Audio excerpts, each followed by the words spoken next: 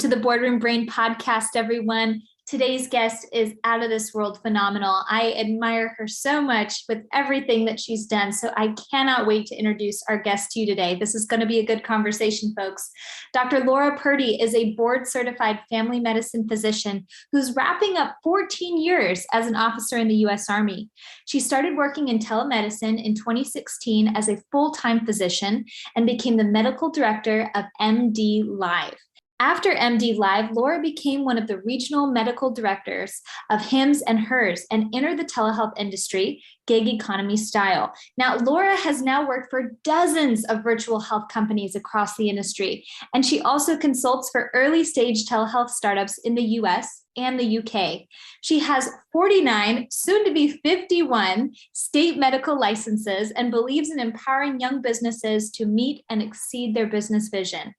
Laura has co-founded 2 telehealth companies and is now lobbying at the federal level to influence change that increases access to care and reduces disparities in telehealth. Dr. Laura, welcome to the show. Oh my goodness, what a bio.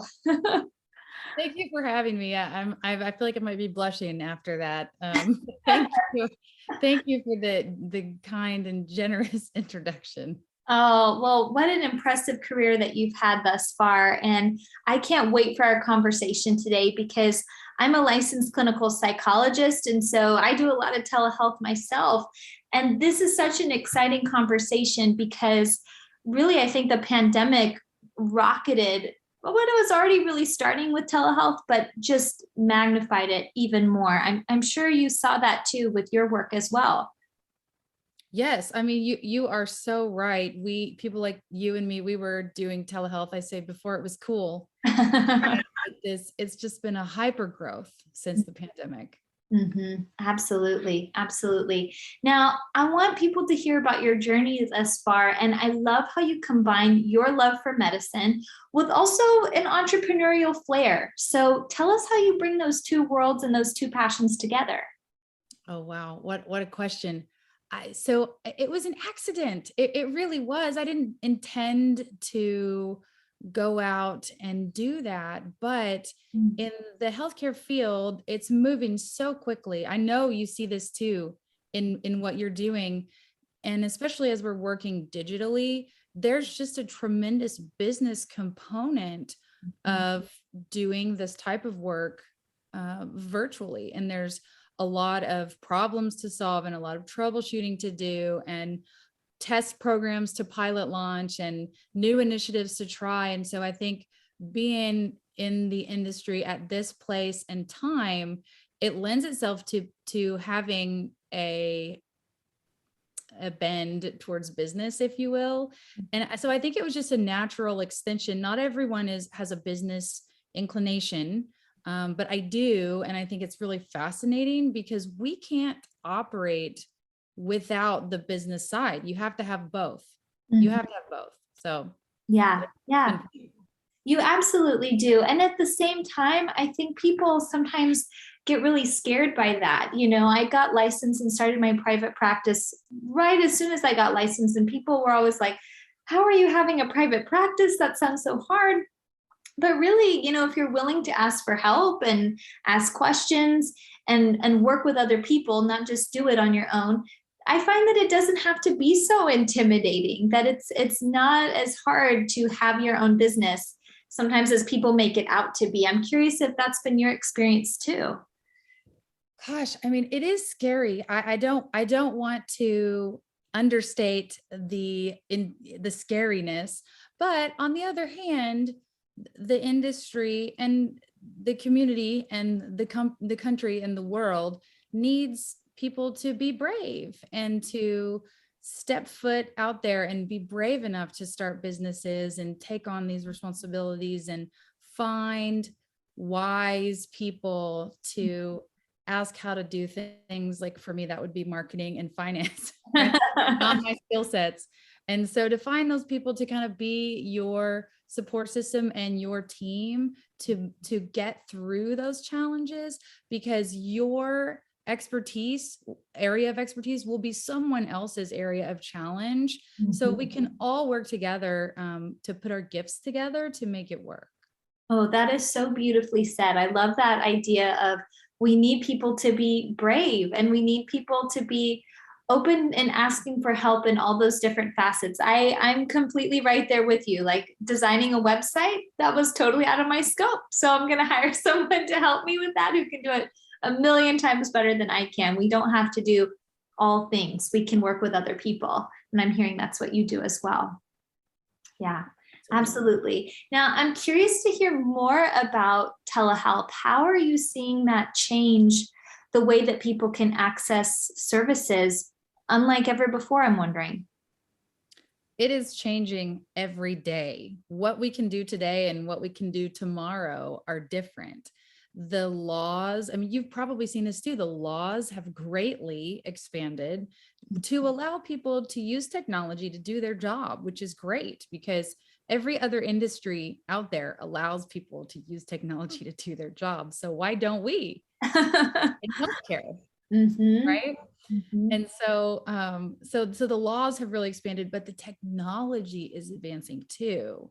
And so for me being a physician, the ability to use technology as a way to overcome that barrier of distance to do physical exams and to obtain the objective data that we need to make clinical decisions is growing our capacity every single day. And it's really exciting to think about how we are getting closer and closer to having a fully complete, robust, high quality standard of care, Mm-hmm. dare I say, equivalent to what you would get in the doctor's office experience. Every day we get closer to that.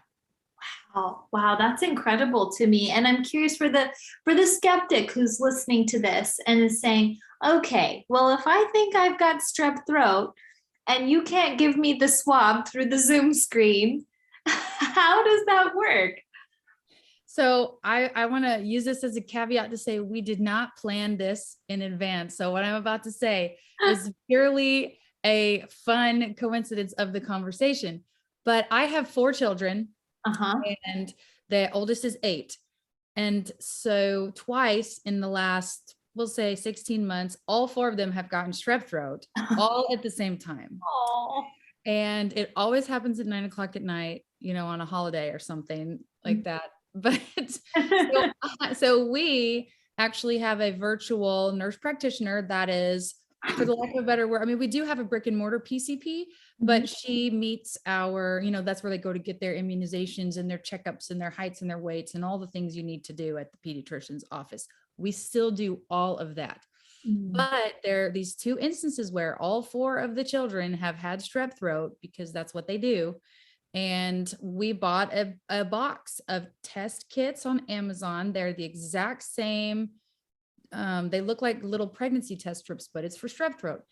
And it's exactly what the clinic uses. And it has very detailed step-by-step instructions in it. I'm not special. Me being a doctor I never had done one before until I got them off of the internet, and they're validated tests. It's the same stuff we use in the clinic, right? And so I had the ability to swab all of their throats, right? And take a picture of the clearly very positive test at 9:30 at night and direct message it over to our nurse practitioner. And then sometime overnight, she gets the information. And the following morning, we're able to go pick up their medication at the Walgreens, completely avoiding, in this case, an unnecessary office visit, right? Where they would lick the walls and come home with some other illness, That's incredible. And I'm hearing actually like people can get care faster because they don't have to wait for an appointment the next day. Or what if the doctor can't get you in for a few days? You just get the test that evening and then you go. It's actually, it sounds like even better than if you'd had to wait for an appointment potentially. Absolutely. I mean, me as a mom, right? What would I have done alternatively? I could have gone to the urgent care at 10 o'clock at night with 4 children under the age of 8, or I could have canceled my entire work day the next day and gone to the urgent care with 4 kids under the age of 8. There's just no, I can't even describe as a mom, as as a person, not all physician aside, how that has been life-changing for me. Yeah, yeah. Well, and let's talk about that part as a physician. How are you seeing telehealth perhaps start to shift the mental health of medical providers? Because there is so much burnout in the industry. Are you finding that moving to telehealth, does it in any way give you more life balance, more time in your schedule? Are you seeing any shifts there? Absolutely. And I acknowledge that what I'm about to say may be a little controversial, but this is the stuff we need to talk about, right?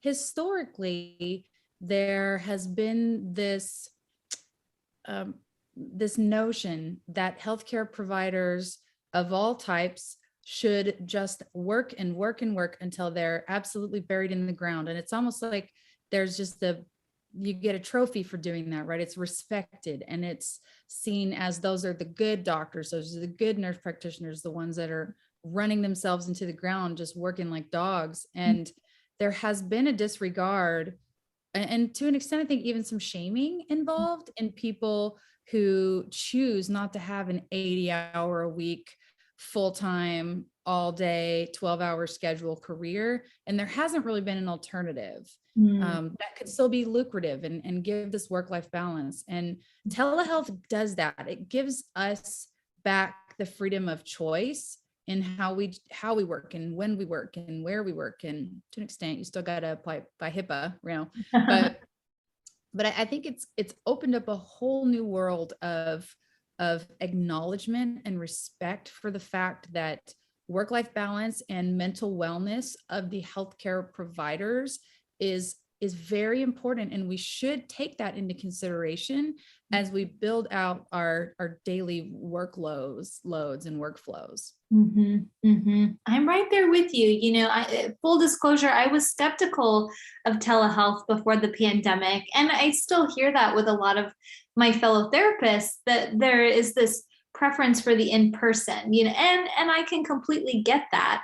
And at the same time, as someone who just has a virtual practice at this point, I see it working really well, not just for my mental health, but for my clients too, because they're not having to drive an hour to see me. They can see me during the business day rather than just in the evening, like how it used to be. Maybe a little bit different for our fields in that way, but I'm seeing it benefit both parties, where you can still do some really effective work.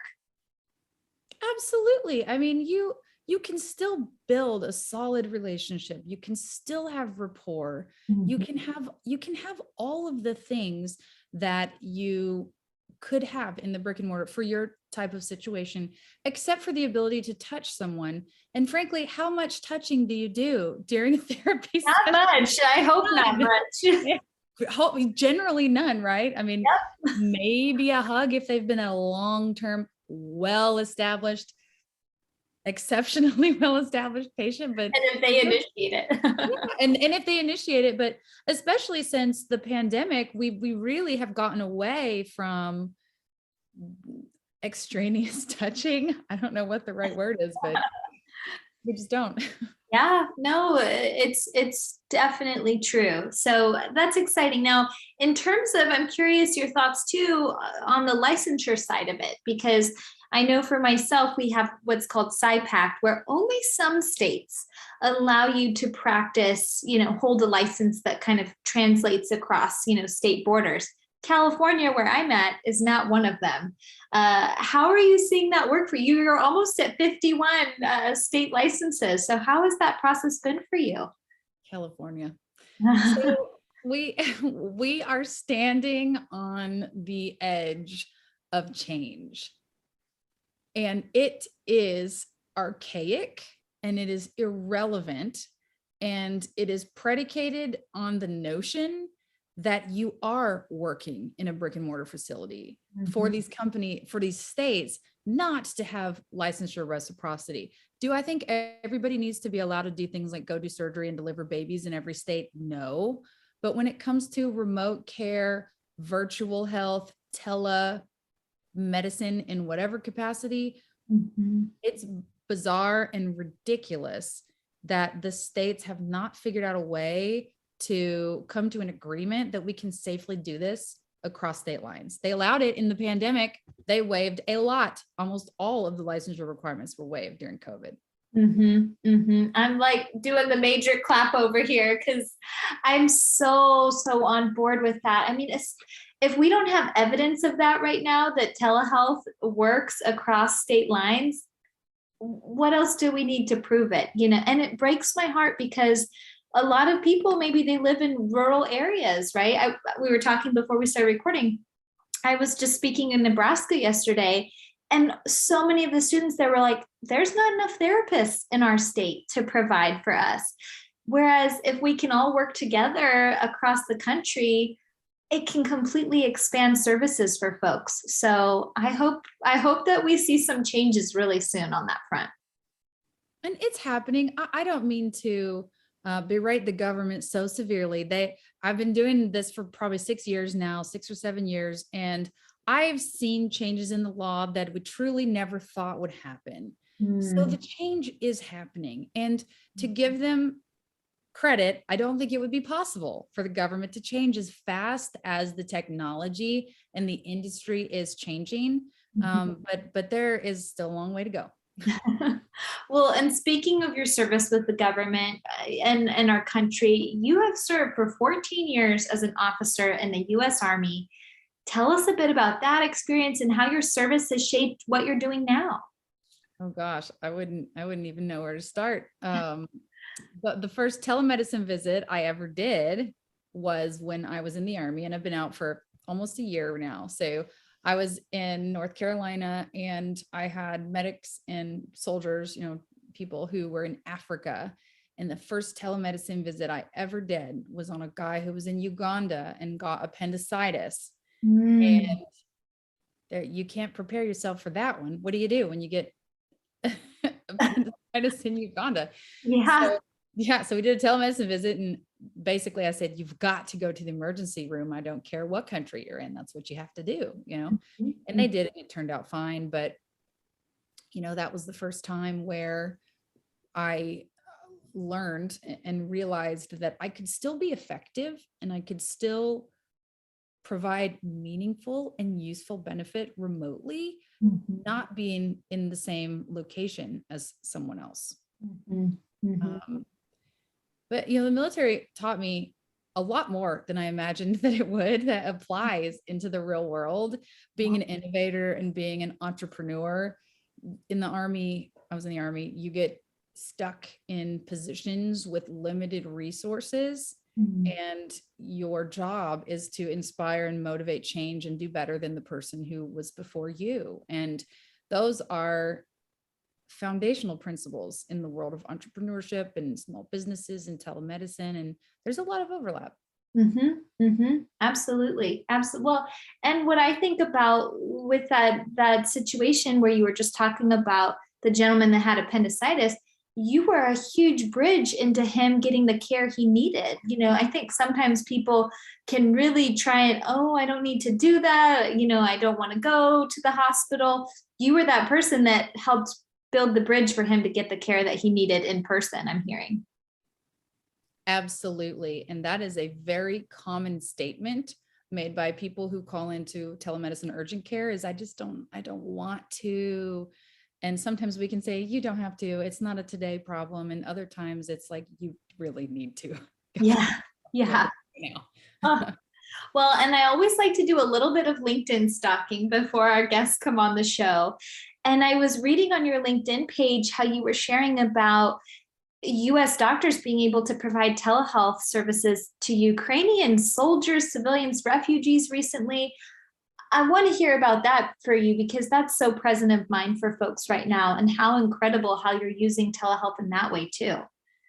Yes, I would absolutely love to talk about that project. So I was approached 2 or 3 days after the war in Ukraine started and asked if I would be the chief medical officer for the AMI project, which is right now it's a volunteer organization that was originally designed to provide and will someday be used to provide access to telemedicine for the underserved in the US. And so we pivoted that product and just approached the Ukrainian government. We really just called them up and started looking for people in the Ministry of Health and offering our resources, not necessarily our solutions, but our resources for them to leverage in whatever way they needed, and had a tremendous outpouring of volunteer clinicians from across the world.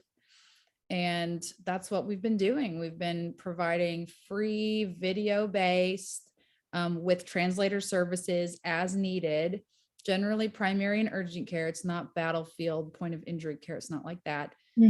As well as in hospital, doctor to doctor care in the facility, consultative interactions. And it's been very well received and tremendously meaningful work. That is so inspiring. And again, with telehealth, look how quickly you were able to activate that. I could imagine somehow if it was in person, there'd be a lot more logistics to coordinate. We just hop on the internet, we can get connected, and you're providing life-changing work. That's incredible. Wow. 10 days. It took 10 days to get the project going, and we had our first patients within 24 hours of launch. It's crazy. What? Oh my gosh. Okay. I hope everyone bookmarks that part of the conversation, because that's just phenomenal. I'm so glad we got to bring that to light. I think people need to hear about that. And I want to talk too about Chief, because I love that you are an advocate for women, especially helping women elevate to leadership roles within their work and stay there. Tell us about that side of things too. I'm very excited about this, actually, Chief, which, if you don't know what Chief is, it's essentially a platform or a think tank or a group of curated women who are in various executive positions, industry agnostic, all across the country, who are coming together to bring their minds into one place, to voice opinions, bounce ideas off of each other, develop networks and colleagues. And it's really exciting. I think being a female executive in the healthcare industry who's also a mom and a veteran and an entrepreneur, I mean, it's so hard to find relevant mentors. And peers and friends and colleagues. It's more about the community than it is about the mentorship. But I think mentorship is just a natural evolution of that. And Chief is new. It's relatively new, and I'll be starting in the June cohort is how they say that. But I think it's so powerful, and it really speaks to the power that women leaders have. And it's just so exciting. Oh, I love that. I want to check. I mean, I'm not an executive, but I want to check that out. And I hope people will look at that too as a resource, because what an incredible way to connect women. And again, I feel like the theme for today has been the power of our digital age, that we can connect with women from around the country. Maybe it's international even, whereas before it'd be pretty hard to find, those people in your community. Absolutely. The world is becoming so small, and I think our access to each other and the resources that we can, like we talked about in the beginning of our conversation, putting our skill set and our gifts together to make things bigger and better. The digital age and technology is making that even more real every day. Well, you'll have to keep us updated with how that goes. That's really, really exciting. Now, tell us, we always like to ask on this show what you do for your well-being on a regular basis, because you did just list all those amazing things, a part of your identity, being a mom of 4, a veteran, an entrepreneur, a doctor. There's that too. I'm probably missing something in there. How do you still make time for your own well-being? I think that is definitely something to be attuned to. And I will tell you, it is true that choosing a work from home remote life is the biggest thing that I have done. I still go into the hospital from time to time, and it's soul draining. And I'm reminded when it's good to go in every so often, because I'm reminded of how much my wellness is protected and enhanced simply by working from home and being remote. I do all the other things. I have hobbies and I spend time with my kids, and my husband and I sneak away for movie dates during the day sometimes. And, Oh, we have church and we have vacations and we have a family. We do all of that. But if I can envision that all of that would be very draining and exhausting if I was doing brick and mortar full-time out of the home work. And so it's really that's been the biggest thing for my wellness. Yeah, that's powerful. That's powerful. And, that may not work for everybody, but even this idea too of maybe we find a hybrid way, maybe we find creative ways to do it where we don't have to do this all or nothing thing, and there are ways to find more balance. So I love that you are soldiering into this, because I think it's really setting a great precedent for others too. We love to learn on this podcast too. So tell us about a good book or something you learned recently. We're always looking to expand our library. So anything you recommend learning wise? Oh gosh, I will confess to you that this true confessions, I haven't read a book since medical school. Fair enough. It killed it for me. Med school killed reading for me, and the military killed working out for me. Those two things are never coming back. However, what have I learned recently? I've been learning a lot about really boring things that nobody would probably think is interesting at all. But I've recently been looking into learning about real estate investing. And because, so as a physician, and I'm the breadwinner of the home, I do have this thought in my mind of what happens if something happens to me. Mhm. And if all of our income that's dependent on me having a medical license goes away, what do I do? Right. Yeah. So looking at real estate investing, and I've learned a lot about how you can protect your assets for the future. Here you go. I'll teach you one. Here we go. It's not a book. Okay, it's not a book, but in the vein of digital health and telehealth, I've recently stumbled upon a service that allows you to do like all of your, I'll say like estate planning and living wills, Yeah. and how to delegate your assets. And that's become really important to me as I think about planning for our family. It's called, and I've learned so much about how to do this. I want to make sure I say it. I want to make sure I say it right. But what's amazing about this is it's completely 100% digital, online, all online. You don't have to pay an attorney or go to an attorney or pay an accountant. Trust and Will, Trust ampersand Will is the name of this. Okay. And it was very cheap. I don't even remember what the price was, but a fraction of what it would cost to take care of that in the real world. Mhm. And I've learned so much about how to delegate my wishes and make sure that, the kids are taken care of, and handle power of attorneys. And it's kind of morbid to talk about, but I've learned a lot, and it's 100% virtual, totally digital.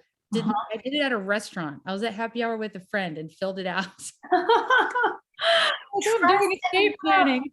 Oh my gosh. Okay. We are totally going to include this in the show notes for folks, because I'm so glad you hit this home, because so many of us, we don't have a professional will, a personal will. Heaven forbid anything happened to us, we'll be up the stream at that point. That could be an issue. So I hope I just did my professional will last week. So it's important. It's so important. So I hope everybody listening, no matter what line of work you do, this is your reminder from the universe. Get all your documents in place. Trust and will. Thank you for that. I love it. My last question that I have for you, Laura, and we always like to finish on a bang here. What do you hope your legacy will be? Oh man, this is kind of funny. I call myself, and this is a work in progress. I call myself the grandmother of telemedicine. And I always get told that I'm not old enough to be able to call myself a grandmother, right? But I want to be remembered, and I want my legacy to be as one of the founding, pioneering innovators of the future of healthcare. I want to be a driver of change for the government, for the people, and for the founders, for the people that want to go out there and make the future, right? I want to inspire. I want to help. I want for people to say, oh yeah, we worked with her and she really set us in the right direction. I want to be known as brave and bold and challenging the status quo, but doing it safely and responsibly. And I want to demonstrate to the world, not to be cliche, but I want to be the change that I want to see in the world. I want to live it so that the rest of the industry can become it in the future. That's the quote right there. That was powerful. I've got the chills. Even in this warm California weather I'm in. Wow. Oh my gosh. I cannot wait for people to hear this conversation. You are an absolute inspiration. I don't want to say girl boss, woman boss. Like you are doing it. You are doing it. Oh, people are going to be so inspired by you, Dr. Laura. And tell folks, where can they get in touch with you if they'd like to learn more from you or see more of what you're doing? How can people follow your journey? The best place is LinkedIn. Honestly, there's all kinds of fun and interesting articles in there that I've been quoted on, a lot of stuff about women's health. I won't spoil it, but there's some really funny things on there to read. And you can read more about the Ukraine project there as well. And, but send me a message. You're welcome to just network with me. Tell me where you heard about me or where you heard me is what I should say. And I love to connect. I love to have a conversation with anybody, even if you have questions, if you've thought about getting into telemedicine, and advice is free. Friends are free. Colleagues are free. I don't ever charge people for relationships, right? So I love to network and would love to hear from y'all. Oh, beautiful. Well, Dr. Laura, thank you for coming on the show. What a gift you are giving us to share your wisdom and knowledge. I think this is just the beginning of us literally seeing you reach grandma age and do incredible things in your career and as a human being in general. So thank you so much for being on the show. Thank you so much for having me. It truly is an honor. So thank you. Oh, be well. Be well. You too.